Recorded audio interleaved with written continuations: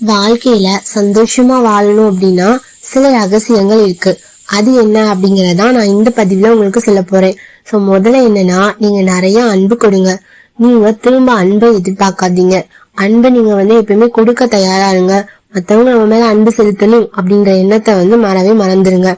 ஏன்னா அப்படி நம்ம நினைக்கும் போதுதான் நமக்கு நிறைய கஷ்டங்கள் வரும்.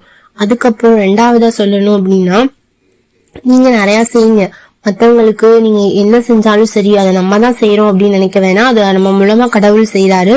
சோ நீங்க மத்தவங்களுக்கு செய்யும் போது சந்தோஷமா செய்யுங்க. அவங்க கிட்ட இருந்து மறுபடியும் நமக்கு இது வரணும் அப்படின்னு சொல்லி எதிர்பார்க்க கூடாது. எதிர்பார்க்காம இருக்கிறது தான், எந்த விதத்திலயுமே எதிர்பார்க்காம இருக்கிறது தான் வாழ்க்கை.